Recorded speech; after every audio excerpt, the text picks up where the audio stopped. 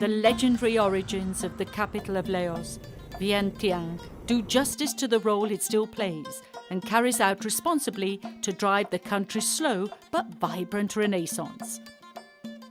Vientiane is a regal city and it welcomes guests from other parts of Laos or from other countries with a certain solemnity. It is the engine of Laotian culture and the nation's economic revival that goes through tourism and industry. Its metropolitan area has a population of more than 700,000 inhabitants, about a tenth of countries, over 6 million people. An extremely young population to which the Salesians' educational action is directed through a technical school that helps students enter the job market. In the young Democratic People's Republic of Laos, it is not allowed to profess a religion other than the Buddhist religion. However, the Salesian presence is accepted by the government because their educational method is effective and therefore convincing. Economically, now the 5 years that I'm here, there's a lot of development going on. Perhaps because of the ASEAN community that helps promote this economic growth in the country. So buildings are coming up, and I think there's a bright future. Economic future of this country. Yeah, poverty is very much felt, especially in the provinces. But if you live in the city, you feel that it is a first world, the second world country. But once you leave the city, then you see the real situation, the economic situation of the people, where people live in the farms and they survive on farming mostly. And so there is little development in the outskirts of the city, but most of the development is taking place right at the heart of Vientiane, where industries are coming up, factories are coming up, and this is also due to the fact that there are many foreign investors coming in, and NGOs also trying to help in the development of the country.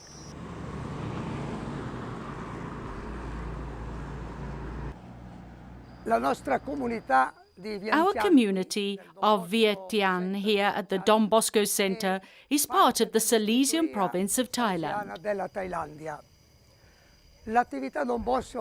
The activity of the centre in Laos began in 2004 and had an almost clandestine beginning. Through some past pupils who had studied at Don Bosco Technological in Bangkok. After some years, about 5, this governmental organization of the Youth Union showed great interest in the Salesian works for the poor young people of Laos. Regarding professional formation and recruiting centres, there are many. In the provinces, there are the centres of the Youth Union. But when you think about the many needs of the young people of Laos, these centres are insufficient.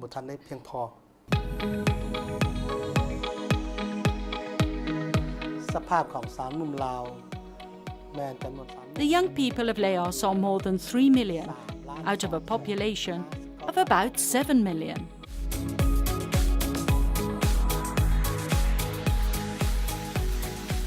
In my experience here, going to the provinces, I've realized that many young girls, as you pass through the road, you see them carrying their children, very young age, maybe about 16 years old, they're already married, especially the girls. And mostly because they live there and a small community, so very limited exposure. And the culture also dictates that they get married, so they have children to help in the farm. And I've seen by myself, for myself, that many young girls, they get married. In fact, some of our students, as soon as they finish, when they go back to the village, they get married at the age of 20, 19. In the Don Bosco Centre, I learned many things. The Salesians of Thailand who came to work in Laos did not only teach us a trade, but also taught us to behave well in everyday life. Salesians teach young people to become good. We are not allowed, since this is a communist country, we are not allowed to teach about religion. And so what we do is really to instill values, human values, in the students, like hard work, like studying hard, and diligence in their studies, like excellence in doing their work, like quality job that they do in the shop. So this is the door where we enter the educative program of Don Bosco.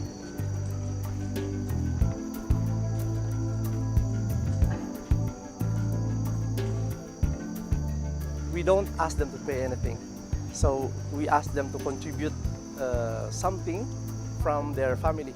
So we ask them to contribute 75 kilos of rice for the whole program, for the whole 1 year that they stay here. And that's their contribution, because the students here eat 1 bag of rice every day.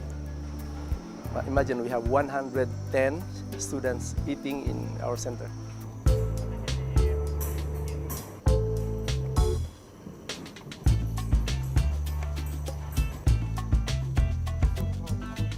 So we are offering them courses in 4 departments. We have the electricity for 1 year, and auto mechanic for 1 year, and motorcycle repair for 6 months, and welding and fabrication for 6 months. Now you realize that actually we have 2 groups of students. In the start of the year, we have the 6 months and the 1 year students.